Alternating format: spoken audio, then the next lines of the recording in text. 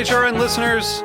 As we celebrate our 15th year, we are deepening our commitment to giving voice to the next generation of food systems storytellers, and we need your help. Our internship and fellowship programs help activate new possibilities for underrepresented and underestimated young people through experiential journalism, audio engineering, and production training. Through these unique programs, HRN helps food equity stewards build essential workforce readiness skills that expand their potential and foster economic mobility. Please consider supporting these critical programs. And with a minimum donation, you can be entered to win a dinner for two at an amazing restaurant in one of 8 cities and tickets to a concert at a great venue in one of those cities. We have incredible partners across the country who have donated, as they also share our passion for helping to educate the next generation of food systems storytellers. Check out heritageradionetwork.org/15 to donate and enter to win today. That's heritageradionetwork.org/15 to donate and enter to win today. And make sure you donate before March 31st. Thank you.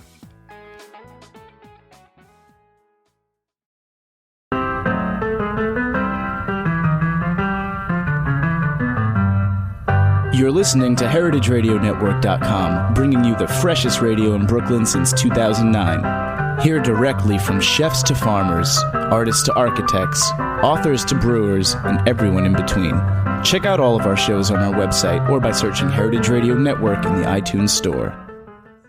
The following is a message from NOFA NY.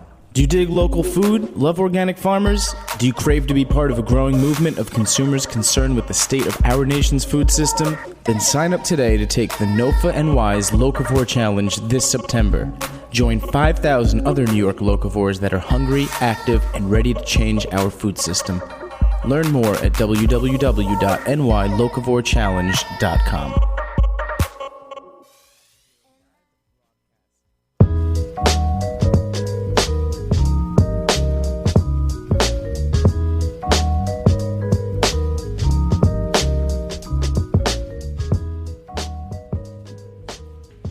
Okay, it's Thursday at 1 o'clock, and you are tuned into the Heritage Radio Network. You're listening to the Farm Report, coming to you live from the back of Roberta's in Bushwick, Brooklyn.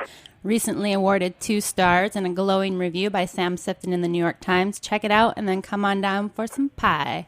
We are on the line today with Seth Jacobs of Slack Hollow Farm to get the update on how upstate farmers were affected by this past weekend's Hurricane Irene. Seth, how are you? Hey, Aaron. Good, thanks. Awesome. Thank you for joining us on the show today. It's great to have some eyes on the ground up there. So first off, let's start with the items that are close to home. How did Slack Hollows fare during the storm?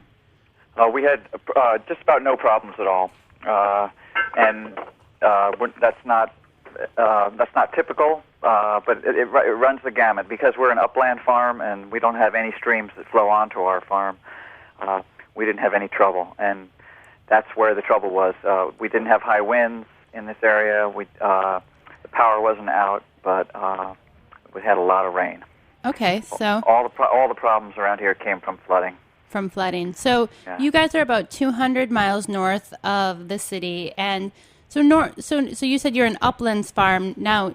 During non-hurricane conditions, does this pose other challenges for you as far as like access to water or the kind of quality of the land being on a hill in contrast to like being closer to a water source or being on land, off a stream? Well, for us, it just means we've been, a few days we couldn't work the ground, but everything's pretty much back on track now. Soil's a little wet, a little compressed from having been saturated and had the air squeezed out of it. But really, compared to what's going on for a lot of farms, we're having no troubles whatsoever. That's great. So there's a lot of I would say that there's some disadvantages to farming upland soils. They tend to be in New England. They tend to be stonier, and you've got all the problems of dealing with slope and all. But after the last few years, there have been a number of major flooding events, and I'm feeling much more sanguine about having chosen a hillier farm. Yeah, I have this quote here from Daryl Albertine, the commissioner of New York State's Department of Ag and Markets, from a recent New York Times article. He says, "I've been involved in agriculture my entire life, and there have been times when the weather has wreaked havoc on livestock and farms. but I don't think I've ever seen anything on this scale here in New York. So it sounds like Slack Hollow escaped, fairly unscathed. What have you been hearing from your neighbors and other farms in the region?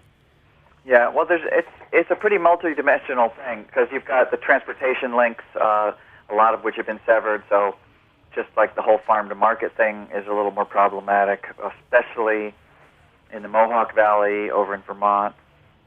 I'm not so aware. I'm sure it's bad down in Connecticut and Massachusetts as well. But it runs the gamut. I visited a big CSA farm last night that had probably 20% of its fields flooded, and a lot of the roads washed out, and the farmer was trying to repair his roads and broke the front axle on his tractor. Oh, wow. On his big tractor, so he was really feeling like Job when I got there. But I've read, there are farms where everything is gone, and then it runs the gamut to farms like ours where that came through unscathed.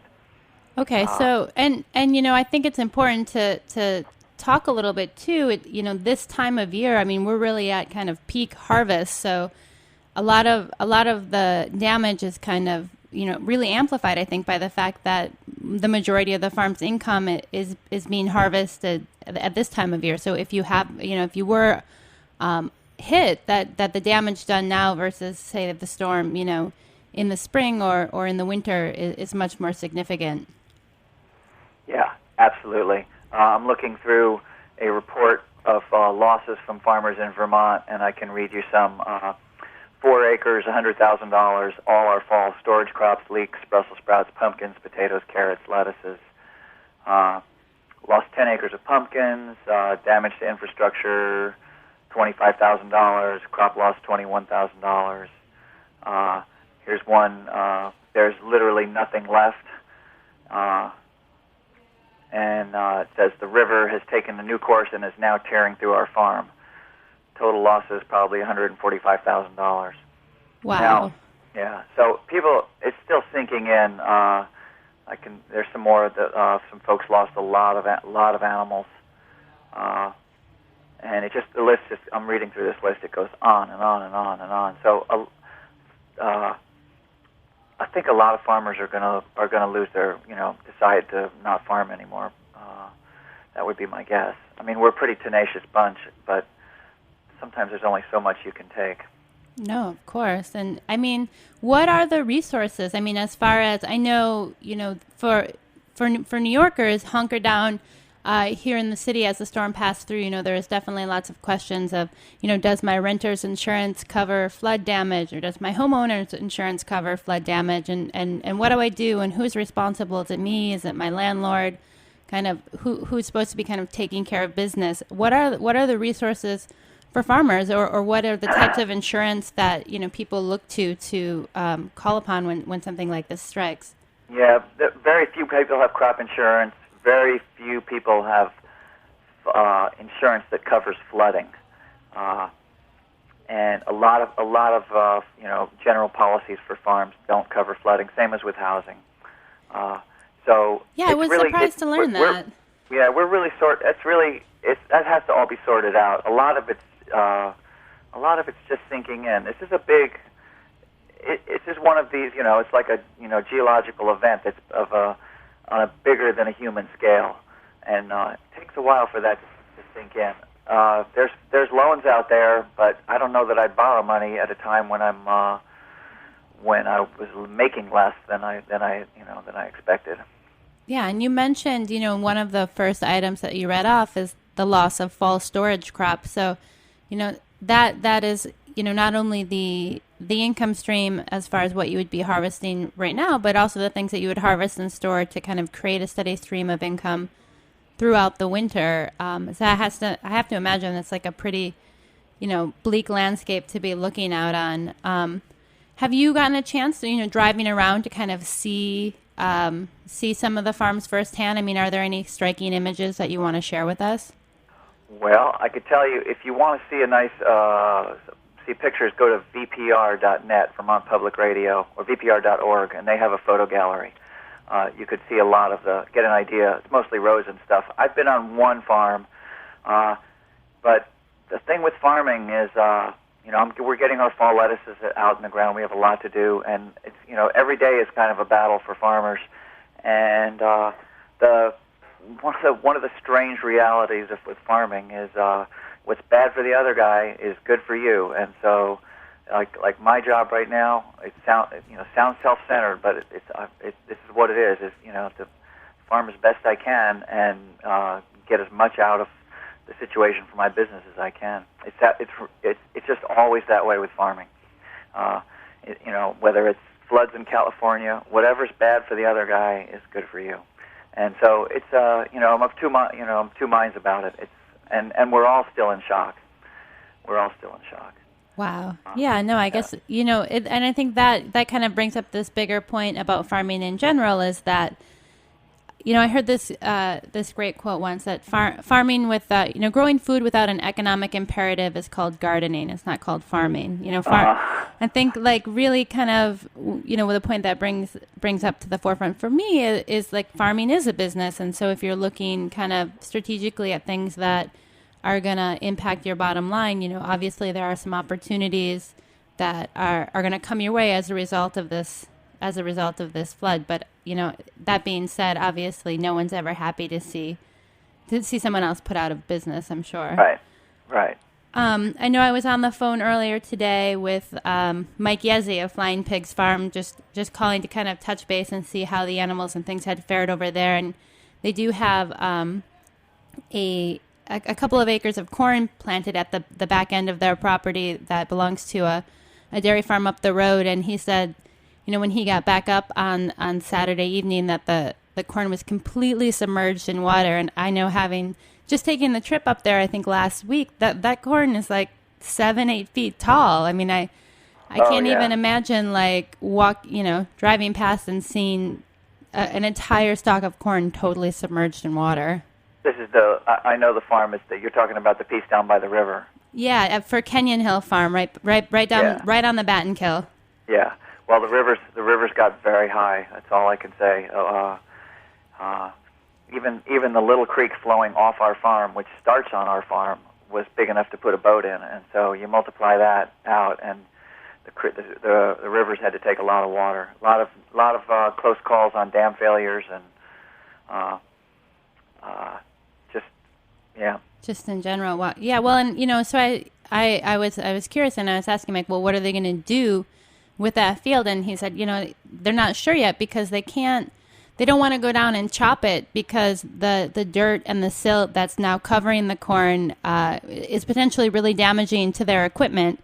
And obviously, even if it dries out down there, they're not going to be able to use that or to mix that in to their normal feed because you have other concerns. The dirt is one thing, but also the potential for mold or other damage. And I just started thinking about this cornfield and like what are the options there? It's just going to hang out until you just plow it under, I guess. That's a good question. As a vegetable growers, we're all wrestling with that right now. I was just emailing the board of our market because there are some pretty strict rules about what you can and can't sell, what you can do with produce that has been flooded. If it was just rainwater, standing water on the farm itself, that's one thing. But when rivers come onto fields, they're very likely to be contaminated with barnyard, having come through other farms, from dairy farms, overflowing septics, and then there's also chemical contamination if there were cars and oil cans in the river and so on.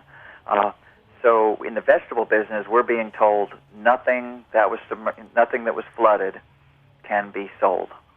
Now, if the flooding came from off the farm, you cannot sell the crop that was underwater. And that is a rule that's coming out from the market system that you work in. Is that correct? I can tell you who that is. That is USDA Farm Service Agency. Okay. Yeah.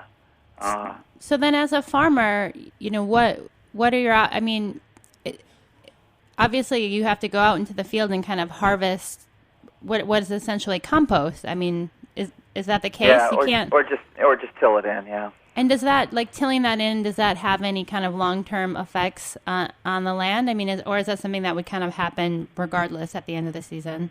Yeah. No long-term effects, depending on the type of contamination. If it's biological contamination, it's no problem. If it's chemical contamination, there could be a problem. But I think that's a pretty limited scenario. Okay.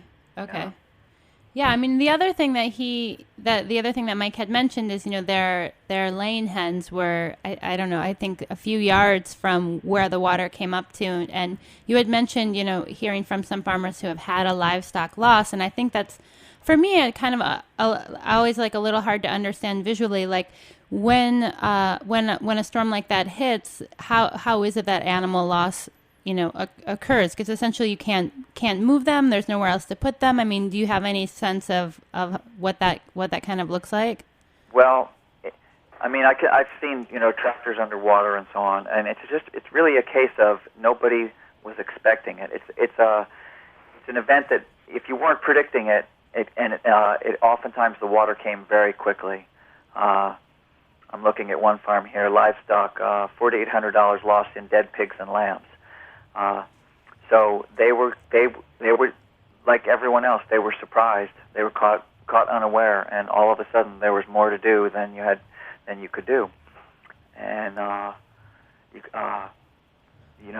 a situation like that, you're trying to protect your own life. Your own life, yeah, and you're making choices. Well, let's take a quick break, and when we get back, we'll talk a little bit about what those moments look like right before the storm hit for you. Okay.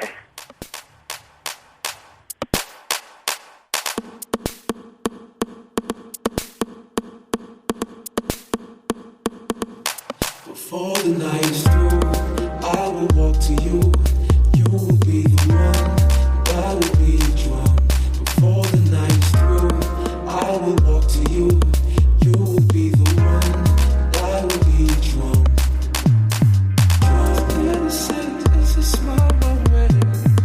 Oh, I dare be in heaven today. Words that say so much without a word. Like it's timeless. Such a nerd. I'm talking to myself, working up the nerve. To stand in arms left, so I could be heard. I'm talking to myself, stirring up the nerve. To stand in arms left, so I could be heard. Before the night's through, I will walk to you. You will be the one, I will be a drum. Before the night's through, I will walk to you. You will be the one. As if you didn't seem to notice me, pressure spilled and filled my body beat. My lips can't seem to find a single curve. Her look is toneless, I'm such a nerd. I'm toneless, if you didn't seem to notice me.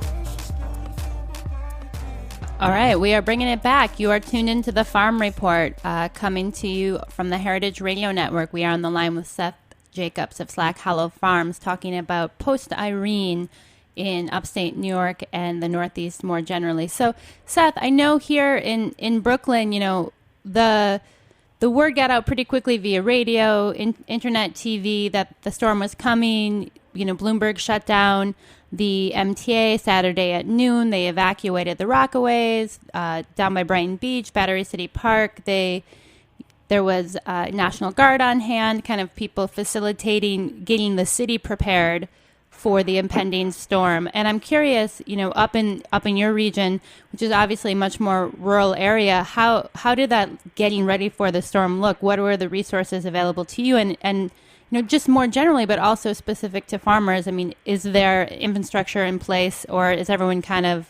every man, every farm for himself, herself? Yeah, pretty much the farms. It's up to the individual farmers. There's too much. We're farmers are on their own for that sort of thing. The towns had their own stuff to deal with, and we don't have the kind of infrastructure for managing. There's just not a lot of public infrastructure up here. So farmers are pretty much on their own, and the hard thing was you didn't know what to get ready for, whether it would be high winds or being without power for weeks, or the flooding. And it turned out to be just the flooding. Just the flooding. So, Yeah. what about at Slack Hollow? So it's Friday evening, Saturday morning, and the storm warnings are becoming increasingly elevated. I mean, I know they were here in the city. What did getting prepared for the storm look like on your farm? Well, it was for winds. We were trying to secure the greenhouses, and we didn't have a lot of time. And my wife was away taking my son to college, and I was at market Friday and Saturday. So I basically just had Saturday evening. A lot of farmers, I think, did move their livestock, and all the vegetable growers were definitely securing the greenhouses, making sure the tractors were on higher ground. And but from reading these reports, a lot of farmers just had no idea that this was going to happen. They had no idea which direction the danger was going to come from. Why is that? I mean, what do you think was the breakdown there? Well, it's it's like when any huge natural disaster hits and you didn't see it coming. I don't think it is a breakdown. Okay. These floods they're calling them 100-year floods, although now we've had several in a row around here in less than 100 years. So the weather has been getting more severe, but these kind of meteorological and geological events, they're kind of outside the scope of normal human activity, and they come with a power that's just way bigger than human scale. So it's kind of hard to prepare for something that's so outside of your daily life. Sure. If you look at these pictures of the road washouts, it's not just a little corner of the road's gone. The whole valley has been scoured clean, and you don't even see how they're going to rebuild the road. It's hard to get your mind around.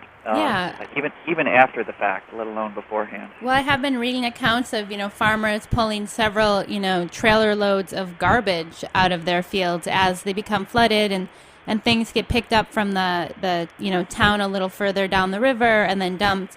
Where they can recognize chairs from the porches of restaurants that are in town that are now on their field, and collecting just kind of this hodgepodge of things that have been washed and placed on their land. I mean, must be, I don't even know, not like a scavenger hunt, I guess, because you're not taking a lot of pleasure in it, but just this real reminder of kind of the power of nature to move things, really.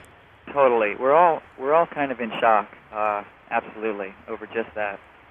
Yeah. What do you think, if anything, kind of in the future or thinking, moving forward might be some opportunities for lessening damage in the future, or for being, more prepared from an infrastructure standpoint? Are there things that, systems or people or policies that might, serve to protect or prevent, the scale of damage that we saw? Or is it just, chalk it up to tragic, natural events? Yeah, that's a good question. I think we're going to be all thinking through that one. I mean, the farms that flooded are the farms that were on the floodplain, and that's good agricultural land.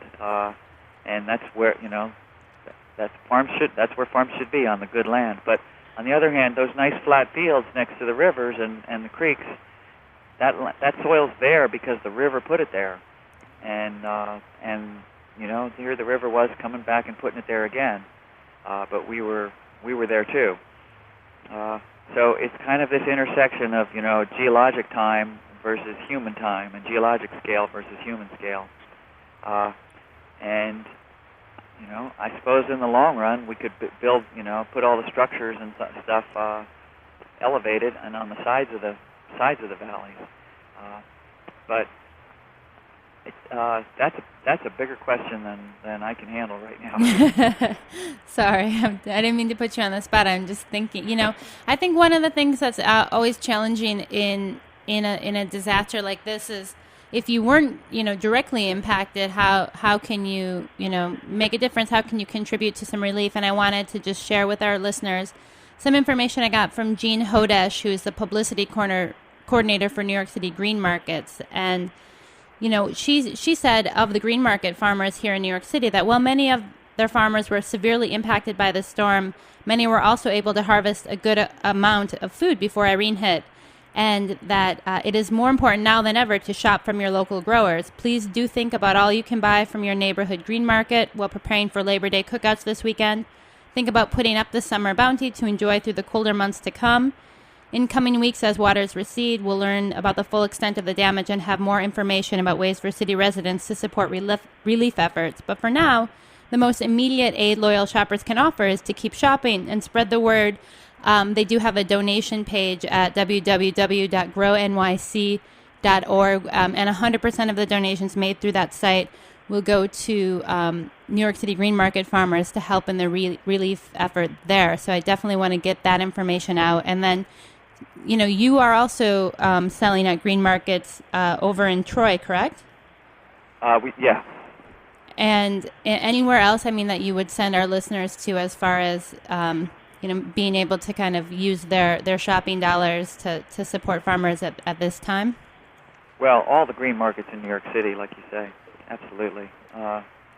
Farmers definitely need support now. And I know a bunch of farms up here are very large CSA farms that have market their shares in the city, and I'm sure a high percentage of your listeners are CSA members. And so some of them are going to feel the effects in their CSA share. I know that Roxbury is going to have to quit early this year, and some other farms that supply the city. Well, that is kind of one of the things about the CSA. You are sharing that risk with a farmer, and some years that means bounty, and other years, it doesn't. Right. I was going to say exactly that. So a lot of your listeners have already taken a big step towards by sharing the risk with farmers by participating in a CSA. Awesome. Well, Seth, thanks so much for coming on today and kind of giving us a little bit of an update from the front. And we will stay tuned on this issue and look forward to hearing more from you in the future. And so happy for you and your family and for Slack Hollow that you were able to escape the storm relatively unscathed. Yeah, me too. I appreciate it. Thanks, Erin. Thank you, Seth.